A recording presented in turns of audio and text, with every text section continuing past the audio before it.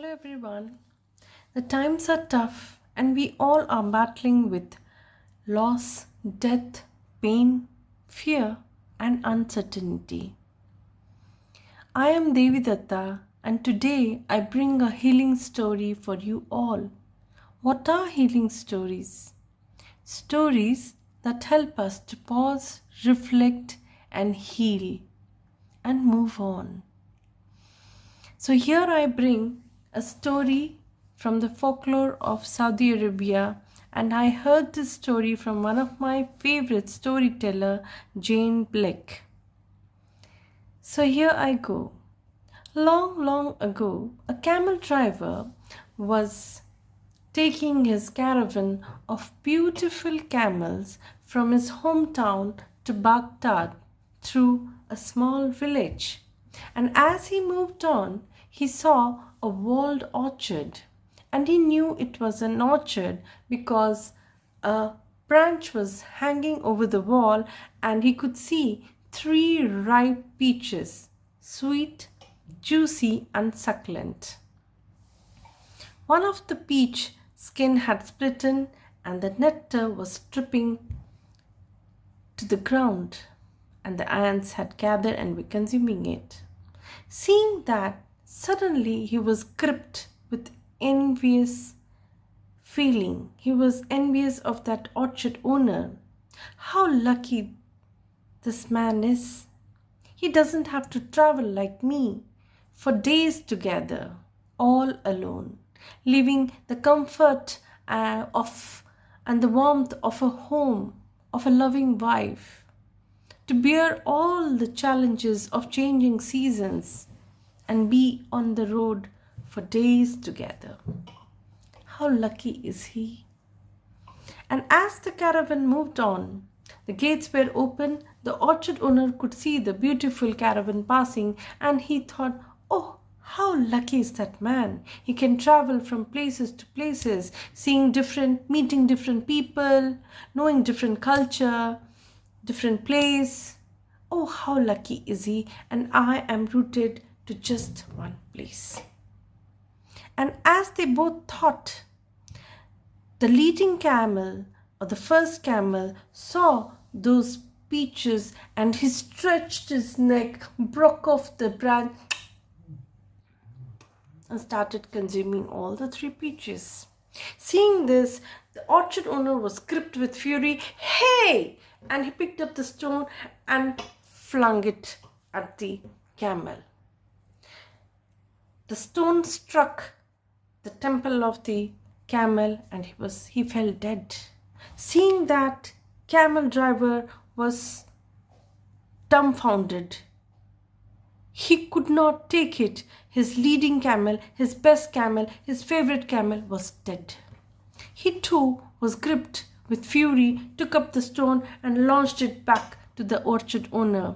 The orchard owner tried saving himself, but he was not that fast, not fast enough. The stone struck his temple and he was dead. A dead camel is different and a dead man is entirely different. He was gripped with fear. He looked here and there and went ahead to cut the rope from the first camel to the second camel to lead his caravan from that place and go. But the sons of the orchard owner had seen him. They shouted, "You murderer, can't you go like that?" And they ran and caught hold of him. The commotion had gathered a huge crowd and they asked, "Sons, where are you taking this man?" They said, "We are taking him to the house of the judge." They went to the house of the judge. The judge came and asked, "What's the matter?" The son said, "He killed our father and for nothing, and we are not settled with anything else except for his life. We want his life today itself." The judge asked the camel driver, "Is it true?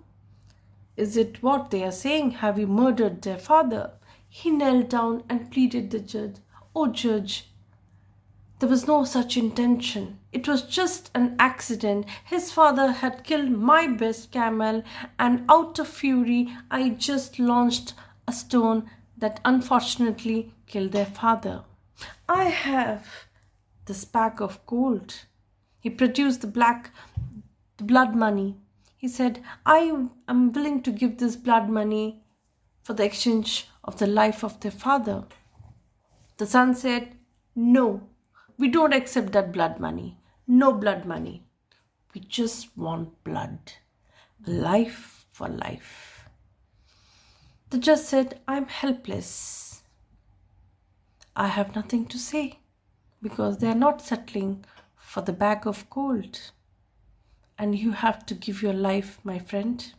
He called the executioner. The executioner came, rolled the sheets of the ship's rug and said, make a prayer. Say your last prayer. Make peace with your maker.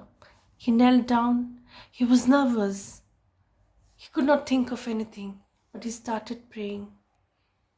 He saw to the right and then to the left, and he saw the angels and said, wait, I'm the condemned man, am I not? The judge said, yes, you are a condemned man. And a condemned man has have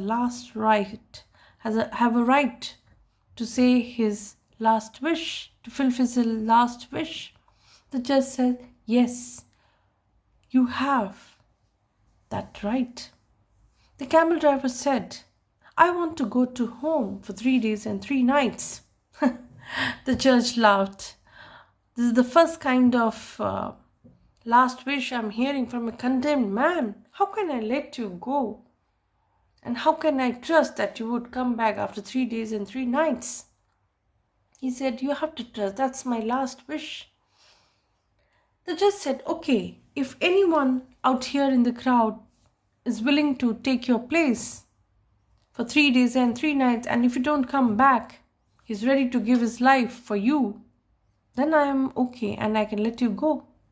He went ahead and asked the crowd, is anyone here among the good people willing to take my place? The crowd laughed. What a foolish man. A stranger came to our land, killed one of us, you murderer, asking one of us to take your place? Are we that fool? Die. Accept your fate. But there was one voice that screeched the crowd, I will take your place, my son. And everybody looked around, turned back and saw a voice at the very back. Said, I'm ready to take his place. And elbowing everyone, he made his way through the crowd and reached before the judge. The judge said, old man, hope you understand. If he does not return back, then your life is forfeited. He said, yes, I do. The camel driver was given a camel. He jumped off the camel and in no time, he was gone. The old man's hand was bound and he was taken to the dungeon. 1 day, 2 days, 3 days. 3 days passed. The words have spread wide and far. A huge crowd had gathered on 4th morning, and there was no sign of camel driver. The judge again asked for the executioner. The executioner rolled the rug of sheepskin and said, my dear friend, make your last prayer and be ready. The old man kneeled down, and he said his prayer. And for a moment he felt his life was nothing, and then his life was everything, and he was at peace. He said, I am ready, and said to the executioner, strike hard, strike true, and I am gone in an instant. And when the executioner rested his sword and he raised it high to strike, and there was a shout from the back, stop! There's a huge cloud of dust, a storm, someone is galloping towards this house of court. Wait! And a man was galloping fast towards the house of the court. His face was veiled with a cloth in order to save himself from the dust storm, and he straight away got off from the camel, picked up this old man from his elbow and said, "I'm sorry, I was a bit late, and sorry for whatever distress I caused you." And he said, "I'm sorry I'm late, but I'm ready, and I'm ready to give up my life." The judge said, "Wait, what happened? Where were you? And why did you go?" The man said, the camel driver said, "I had the jewels of a old widow. And if I would have died here, I would have got the name of a thief. People would have addressed me as a thief, and so do my son and his 7 generations. And my 7 generation would have been known as a thief. I did not want that. So I went back, gave her all her jewels, said a final goodbye to my wife and my son. But my son was not leaving me. He clung to me, and I waited till he slept.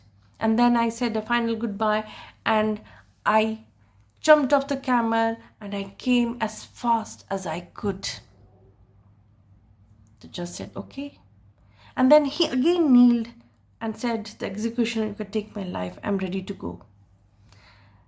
The judge said, "Wait." And he asked the old man, "What made you offer your life to a stranger, to a murderer?" The old man said, "I was raised in a time where people knew and honored for man's word. Man's word was everything. Man's word was his honor. And I chose to believe that.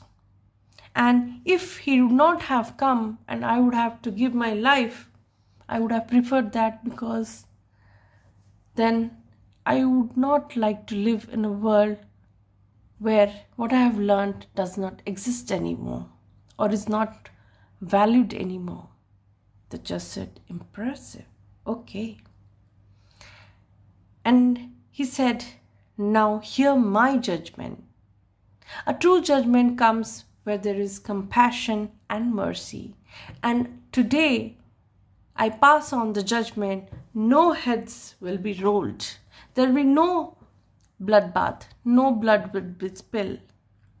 And he looked at the sons and said, "You have to accept that bag of gold for the life of your father. Will you accept it?" They said, "Yes." And the judge said, "Now that let's go to the house, drink some wine, eat some food, and weigh some gold." And that's the end of the story. So at times, things comes that we have never expected in our wildest imagination. They come, they shake us up. What we have to do is to be honest with ourselves, with our values. Let it come and let it go. Thank you all.